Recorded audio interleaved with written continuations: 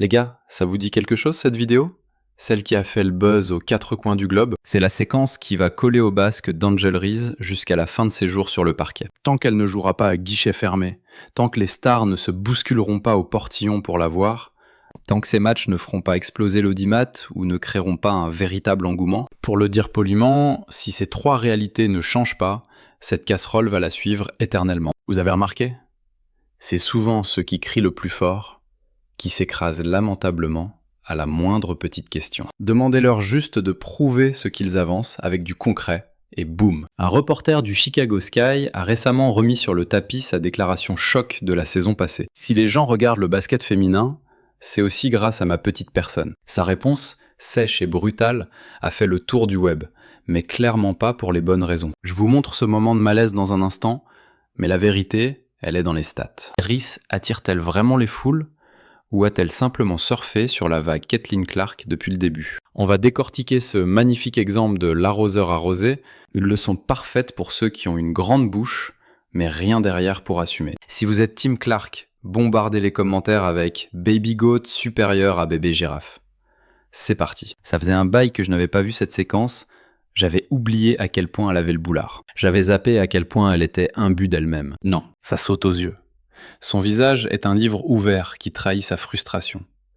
Elle a clairement le seum de ne pas recevoir les lauriers qu'elle estime mériter. Vous vous rappelez quand Angel Reese a balancé à la face du monde que les gens regardaient le basket féminin pour elle aussi? Cette déclaration choc de la saison passée vient de se prendre le mur de la réalité en pleine face. Faut croire que la fameuse claque de réalité lui était finalement destinée. Désolé ma grande, mais personne ne te calcule. Sans la vedette, la WNBA resterait dans l'anonymat. Que tu le veuilles ou non, le show, c'est Caitlin Clark. C'est Clark qui fait pleuvoir les dollars, les jets privés et l'audience télé. Si la ligue est en feu, c'est 100% grâce à Caitlin Clark. Au sommet de son clash avec Caitlin Clark, Reese s'est vendue non seulement comme une top joueuse, mais comme un aimant à audimat. Après la victoire de LSU sur Iowa il y a 2 ans, Reese n'a pas rasé les murs. Loin de là. Elle a kiffé la lumière, l'a revendiquée et a fait comprendre à tout le monde qu'elle pesait tout aussi lourd que Clark dans l'explosion des chiffres. Son petit storytelling était limpide comme de l'eau de roche. Le basket féminin ne pouvait pas survivre sans leur duo dynamique. Mais voilà, interrogée sur cette affirmation précise, elle a préféré botter en touche magistralement. Avance rapide jusqu'à la conférence de presse du Chicago Sky pour le lancement de la saison 2025. Un journaliste a mis les pieds dans le plat concernant cette fameuse prétention, cherchant à savoir si elle croyait toujours être la raison pour laquelle les foules s'intéressent au basket. L'an dernier, vous avez eu des mots forts en disant que la raison pour laquelle les gens regardent le basket féminin n'est pas juste due à une joueuse, mais grâce à vous aussi. 1 an plus tard, avez-vous l'impression... Question suivante.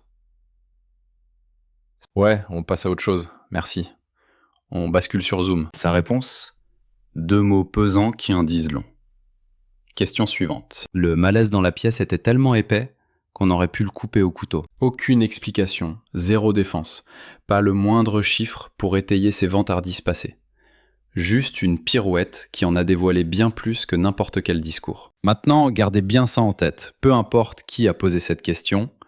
Il y a des gens qui se payaient la tête du journaliste pour sa question, mais c'était bien sa déclaration à elle qui tournait en boucle la saison dernière. Et le gars lui demandait juste ce qu'elle ressentait aujourd'hui par rapport à ça, à ses propres mots. Elle a direct sorti le joker, question suivante. Elle a botté en touche. Elle a esquivé le sujet comme si de rien n'était. Hop, disparu. Ce moment n'était pas juste malaisant, il était révélateur. Mise face à ses propres contradictions, Reese a été incapable de défendre ses propos avec du concret. Et honnêtement... Pourquoi elle essaierait? Les chiffres racontent une histoire totalement différente de celle qu'elle a essayé de nous vendre l'an passé. Jetons un œil aux stats. La saison dernière, la moyenne de spectateurs à domicile pour le Sky de Chicago, c'était un petit 8000 fans par match. Pour le Fever de l'Indiana, chaque match se jouait à guichet fermé au Gainbridge Fieldhouse. On parle de plus de 17 000 fans entassés à chaque sortie. Et elle nous parlait de stades pleins à craquer. Quelles arènes affichent complet quand Caitlin Clark n'est pas sur le parquet? J'ai besoin de savoir. J'attends la réponse. À part les Las Vegas Aces, personne. Les Aces de Las Vegas vendent tous leurs abonnements à la saison, c'est l'exception. Citez-moi quelqu'un qui remplit chaque foutue salle où elle passe et qui ne s'appelle pas Caitlin Clark. Citez-moi quelqu'un qui attire autant les célébrités. Une tonne de stars, partout, à chaque déplacement, pas elle. Faisons un saut dans le temps jusqu'à cette année. Prenons le match de pré-saison de Reese à LSU. Son grand retour à la maison où elle devrait avoir un soutien massif. C'est son ancien jardin universitaire, là où elle a gagné un titre et bâti son image de marque. Le résultat ? Un maigre 6000 fans se sont pointés au Pete Maravich Assembly Center, une salle qui peut accueillir plus de 13 000 personnes. Même pas à moitié plein pour le retour de leur championne. C'est pas vraiment ce qu'on appelle une preuve éclatante de sa popularité. Ces déclarations de l'an dernier, franchement, c'était du cirque. C'était une déclaration de bouffon de dire que les gens regardaient pour nous et tout ce blabla. Ça devient pire quand on regarde ses autres matchs de pré-saison. Le match à domicile du Sky de Chicago contre les Lynx du Minnesota a attiré seulement 4600 spectateurs. Réfléchissez à ça. Son propre terrain WNBA n'a même pas réussi à remplir 5000 sièges. Un autre match contre les Lynx, cette fois dans le Minnesota, n'a rassemblé que 7600 fans.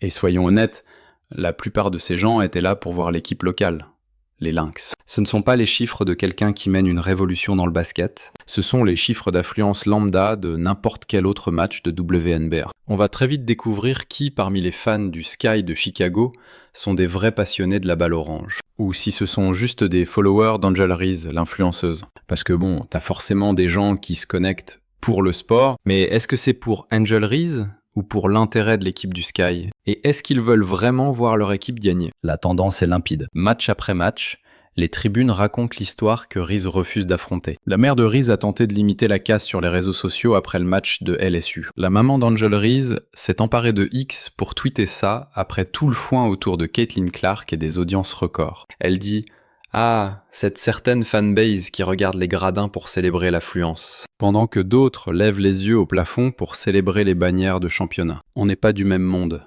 Années différentes, même rageux. Passez une bonne journée?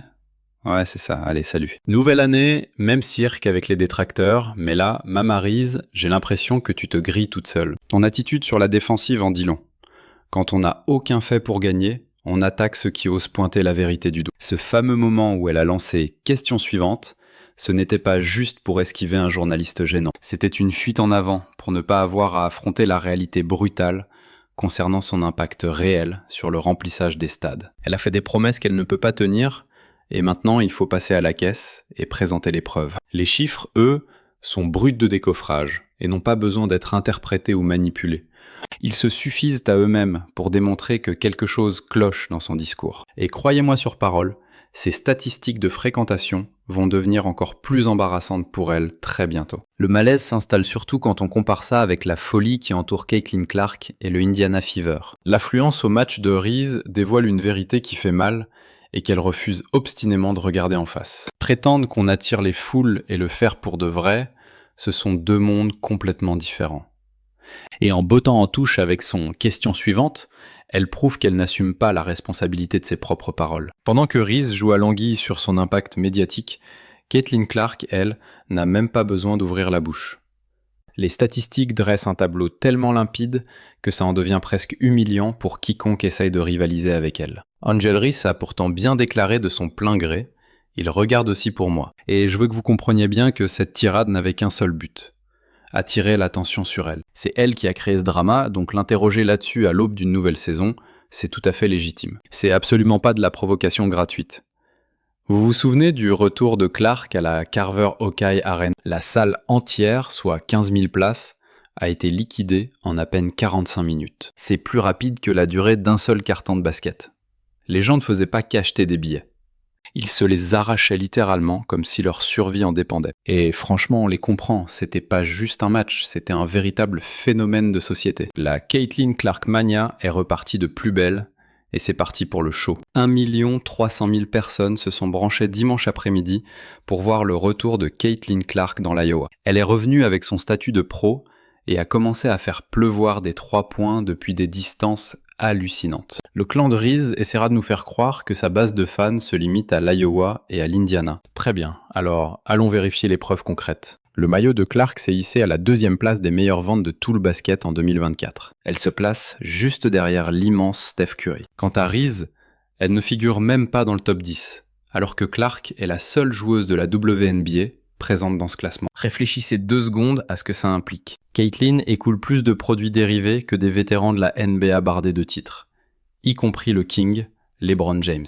Et selon les experts, elle est bien partie pour décrocher la 2e place des ventes de maillots de toute l'histoire de la WNBA. Tout ça lors de sa 2e saison seulement. Ce ne sont pas juste de bons chiffres, c'est l'histoire qui s'écrit sous nos yeux. Et côté audience télé, on en parle ? Citez-moi une seule personne qui dépasse régulièrement le 1 million de vues sur ses matchs et qui ne s'appelle pas Caitlyn. Ah, c'est bien ce qui me semblait. Et là, Angel Reese nous sort son refrain habituel. Oh, ça me va très bien de jouer les méchantes. Je veux bien être la vilaine, mais soyez gentil avec moi. Pas de méchanceté, s'il vous plaît. Elle dit acceptez le mauvais rôle. Mais vous voulez voir le fossé se creuser encore un peu plus ? Jetez un œil au prix des billets pour les matchs de pré-saison. Oui, vous avez bien entendu, la pré-saison avec Clark tourne à plus de 600 $ le billet en moyenne. Ce n'est pas une erreur de frappe.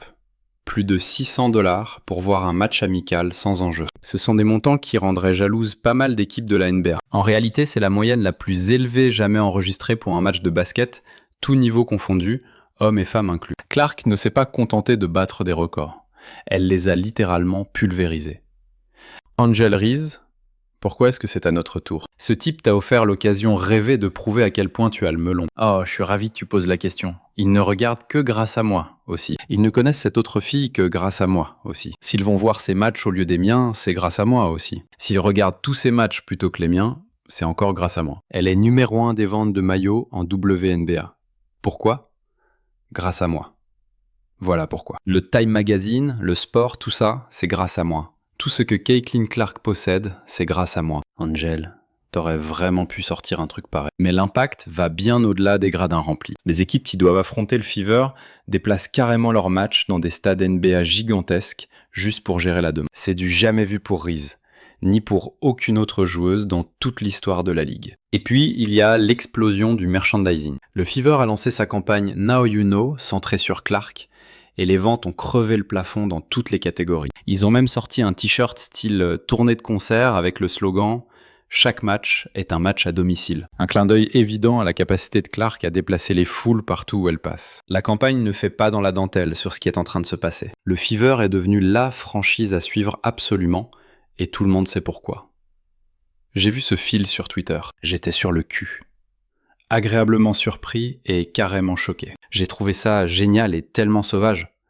C'est peut-être la preuve la plus flagrante de toutes. Le Fever aura 41 matchs diffusés à l'échelle nationale sur 44 cette saison. Ça représente 93% de leur calendrier. Pour situer, cette couverture dépasse même celle des Lakers de Los Angeles, qui n'ont eu que 39 matchs à la télé nationale. Quand une équipe de la WNBA obtient plus d'exposition télé qu'un pilier de la NBA, c'est qu'il se passe un truc extraordinaire. Ce niveau de couverture inédit n'arrive pas par hasard.